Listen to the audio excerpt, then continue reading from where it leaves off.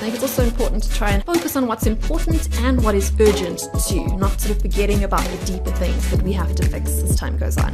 Profmed Future Professional. Shared values, one future. In today's episode, I'm joined by Bronwyn Williams. If ever there was a trend expert who could be on the panel, this is the person we want to speak with. Bronwyn is a trend translator. Love that title. And today, we're going to talk about problem solving with creativity. And like you say, creativity loves a tight brief. So let's take it away, Bronwyn. Yeah, exactly. So when it comes to working in times when we constrain, either because we constrain because our finances aren't going quiet as far as they did previously, or because we physically constrain due to physical distancing over what happened with COVID, it does give us an opportunity to be creative within those constraints. And as many of us will know, it's harder to sit there with a blank page and start with absolutely nothing than it is when you've got a few boundaries or a bit of a brief or a bit of a guidelines to work with. That's often a catalyst for creativity. And I think that's also the starting point for whether you are an analytical kind of thinker or a creative type of thinker, is that if you're going to set boundaries and parameters for problem solving, you need to know your X's and your Y's. You need to know what your objective is, and you need to know what your timelines are in order to achieve that. The more structure you can give yourself in terms of the problem that you're trying to solve, the better the result, right? Yes, exactly. And that's kind of counterintuitive because we feel like when we constrain, when there's sort of rules and restrictions around us, that we're not able to do things. But actually, that's where ideas really come from. I had this great phrase that someone once told me when I started out my business in 2010, and the phrase was, don't let the fears of financial failure cripple you, because there's something that's very constricting about worrying about money and worrying about all these things that you can't necessarily control. And the more you're constricted at that level, the less you have the ability to creative problem solve. And the creativity allows you to think of multiple solutions and scenarios. Well, exactly. Whenever you look at a problem, any problem is just a business opportunity waiting to happen. I mean, that's what all businesses do. They solve a particular problem. So as soon as you can sort of shift that focus in your thinking from focusing on what's wrong to how to fix it, then things become a lot more exciting again. And you're able to see how much you can do, even if you feel like you have been constricted. So tell us, you've got a priest and a banana. What's going on in this slide over here? Well, yes, this is just an example of what happened last year when pretty much everyone in the whole world, so we were all kind of in the same stuck boat, had to reevaluate the value that we were giving to society and how to deliver that value given very, very constrained creative briefs. And I think it's quite great that both priests and porn stars all had to pivot to adapt to the new post-normal, as we're calling it now. So you can see over there is a Catholic priest who's doing a drive-by sort of confessional, right? The positive side of a drive-by. Yeah, exactly, which is quite interesting. But it shows if you just think a bit creatively, you can get the job done. And conversely, it was quite interesting to see what happened with the world's oldest industry. That is the people that work in the perhaps not quite so essential services, and how... Depends who you ask. Yeah, exactly. And how that industry also adapted, because clearly if you're working in the sex business, you have to get quite up close and personal with your customers, which doesn't exactly correlate all too well with social distancing. But it was amazing the creativity that came out of that industry. And I do like to say that the sex industry has been a sort of leading trend indicator throughout humanity's history. It is, as I said, the world's oldest profession. And what is that? Things like with OnlyFans and the growth of that as a platform? Like what are you talking about specifically when we talk about the sex industry? There's so many examples that came out of last year. So OnlyFans was one of them, and how phenomenal that growth was across the board and how it was led by people in the adult entertainment space. And for our listeners who aren't familiar, just give us a bit of OnlyFans in a tweet. What is it?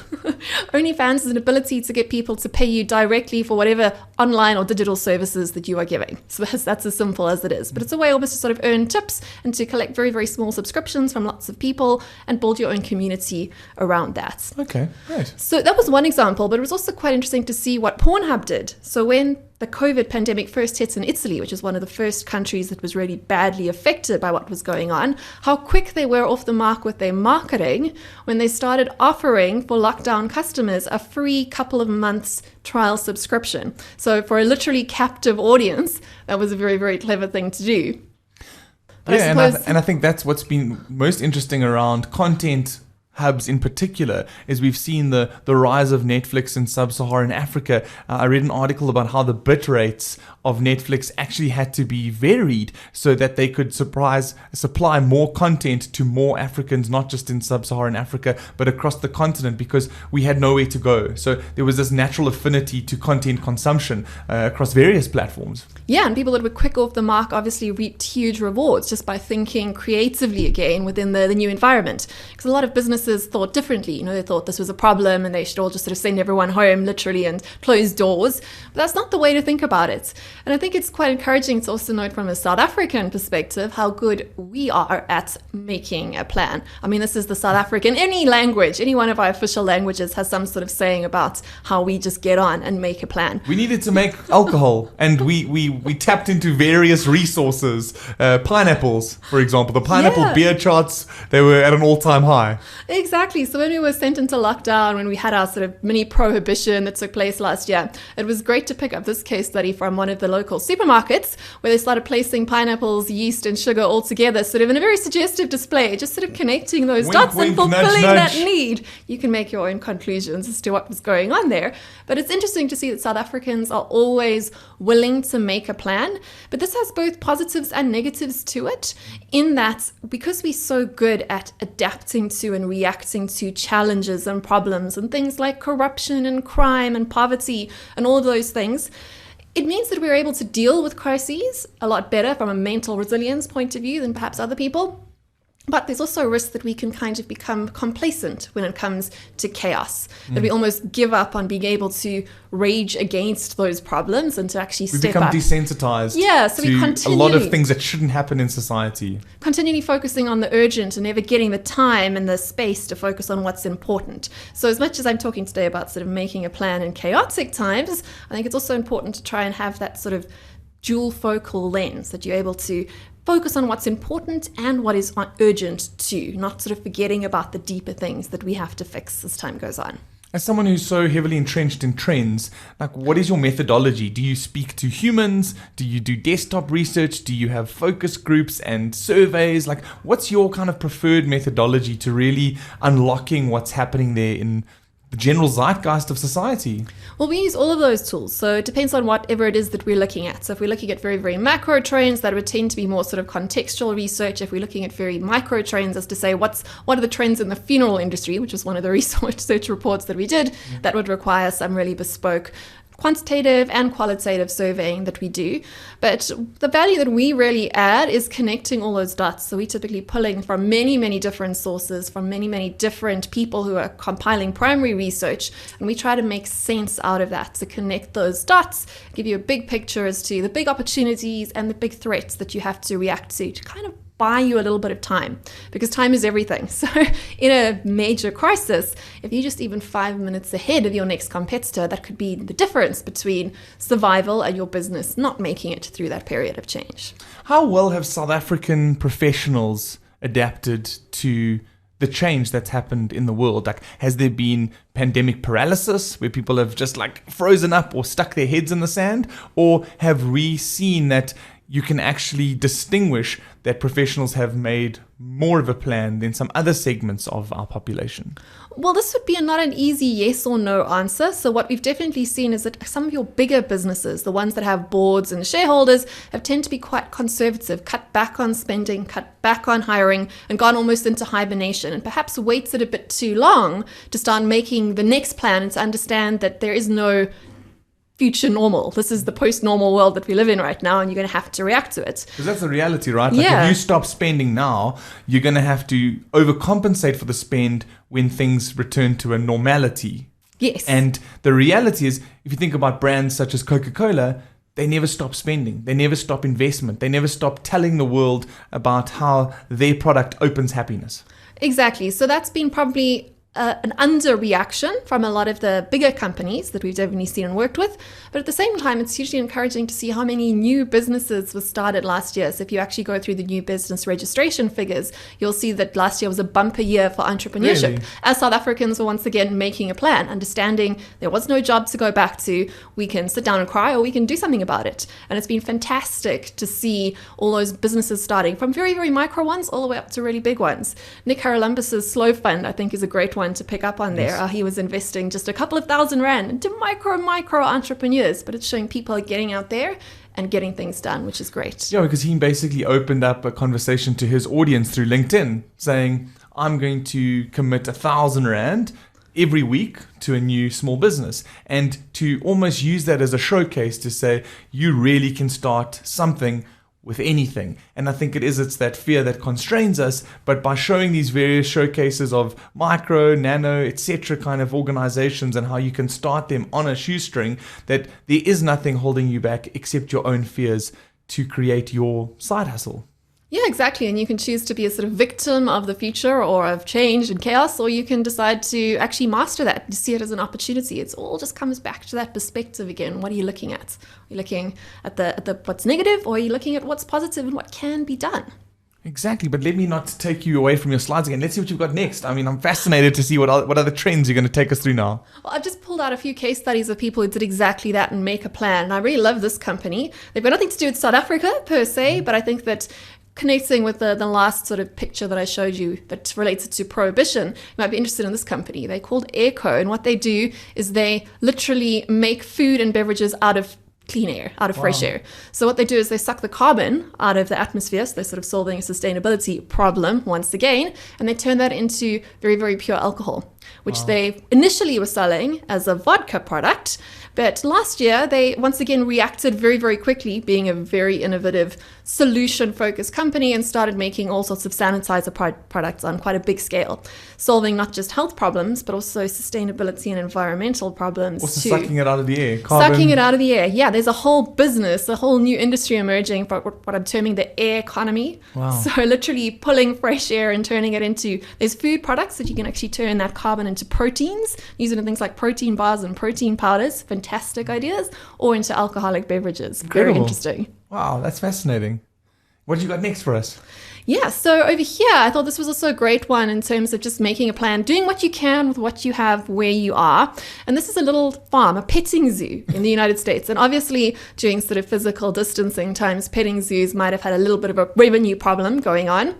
What they did is they connected their own problem with the problem that a lot of us were feeling of all that Zoom fatigue, because how many of those web calls do you actually want to sit on? It gets harder and harder to concentrate on your boss and your colleagues' faces, right? Especially after the sort of third, fourth month that you've been logging into these calls. And they started pimping out their small, cute animals, like the little one you can see on the screen over there, that cute little sheep, to come and join your call as a sort of surprise guest to kind of liven up the corporate meetings, which I think is just great. Thinking just a little bit more laterally about I think what's brokers going can on. definitely add some more sheep to their calls. That's a great way to get the emotional heartstrings being pulled. Yeah, exactly. Connect those dots, do what you can with what you have. And then this is also one that I definitely wanted to speak about, because I think it's a big opportunity that's emerged out of the last year, where we started to see that as so many of our interactions have been virtualized, like I spoke about connecting with people on calls or listening to podcasts and blogcasts like this, so much of our economy is being virtualized too, and on many levels. Virtualized in terms of sort of stocks that are doing well are not tied so closely to the real world. They're tied more to sort of things like Bitcoin and crypto. But also virtualized in terms of creating new forms of digital scarcity that are creating entirely new economies. So I'm terming this sort of metaversonomics. And this is the huge explosion and the sort of confluence of various different tech trends that were accelerated hugely last year, including the crypto economy, again, and the virtual reality economy in particular, and the rise of virtual goods and services being traded and sold for real money. And it's a fantastic opportunity for people stuck anywhere in the world. This is a borderless environment. Anyone can get involved with it, and there's room for pretty much everyone. So we've seen everything from interior designers selling their services to design your virtual home in Animal Crossing, all the way through to virtual handbags and shoes that big brands are getting involved with. And we're also seeing sort of people, even activists and politicians, are taking advantage of this borderless international captive marketplace. We've seen athletes take advantage of NFTs, non-fungible tokens. Yes, exactly. Selling artworks, originals via artists themselves, making hundreds of thousands of dollars off digital artworks and memorabilia. All part of this new virtual environment where we managed to create digital scarcity and as such create real value out of virtual goods and services. So that ties together with all the NFTs and all of those different technologies coming together, which is really, really interesting to see how people ran with that ball and how people are earning a new living there. You must be in a real extreme environment right now because the world is changing at such a rapid pace. Like you see artists selling things in ways that we didn't even consider 18 months ago. And you're following one trend this minute, which might be a fad and then evolves or morphs into something else. So how do you follow a trend not knowing what it's going to do next? Like what are the complexities in that space? Well, to sort of paraphrase Voltaire, the history doesn't repeat itself and man usually does. Some things sort of stay the same. We're still driven by our basic biological needs. As much as I've been speaking about the new virtual economies, we're still driven by basic human needs for love, for nourishment, for sex, we can put it out there. Greed. Greed, these things that drive us don't change. The way we fulfill those sort of social needs and our physical needs might change. But if you focus on that core need, that core problem that needs to be solved, you can see that a lot of trends aren't quite so much of a fad as what you're speaking about. Yeah, that's fascinating. I think it goes exactly to the point of like art has been around for eons and now there's just a new channel to be able to distribute it or to create ownership and value within those different stores of currency. Exactly. So when you sort of strip back the sort of flash and the spinnovation from true real innovation going on underneath, you're able to quite quickly see what's a fad and what's a real change and shift. And yes, sometimes technology does drive really deep shifts, but a lot of the time it's just doing old things in new, slightly more efficient, slightly faster, slightly more cost-effective ways. Nice. And tell us, what other trends are you excited about? Anything that you've spotted that none of your competitors or anyone else has seen just yet? What are you getting amped up for the next 18 months or 24 months? Well, I think the big thing that we've got to look at, that big shift, not the sort of small flashy trends that might be more exciting to talk about, is that we are going to see a pullback from this very virtualized economy to the physical real world once again. As I said, those physical, real, social, warm-blooded, mammal human needs are not going anywhere. And I think our virtual economies are probably decoupled too much from our physical environments. So there is going to be a pullback. And we're already starting to see this in what's happening with the increasing, not of sort of meme stock prices, but on the prices of real solid commodities across stock markets and exchanges across the world. And that's quite a big indication that the next big sets of opportunities are going to come to solve real problems. As South Africans, we know all about those real problems. Electricity security, water security, physical security. These things have to get fixed if we do want to come out of this period of chaos a whole lot stronger. So there's loads of opportunities in the real space to solve real problems for real people. And not a lot of people are looking at it because everyone's distracted by the NFTs, right? Yes. And I think that's a really great insight for brokers. Just being aware of what the things are that are going to be those levers for humanity when you're talking to people about their most important life choices, when it comes to the likes of architects, how they are building and planning for the future, the kinds of stuff that doctors need to be aware of in terms of both the mental and the physical headspace of individuals. And I think that's a really good kind of starting point for a lot of our listeners and viewers, is like to start thinking about those things that are linked to fundamental humanity and not necessarily the layers of tech on top of that humanity. Yeah, exactly. I think coming back to that sort of human connection is so key for pretty much any industry right now.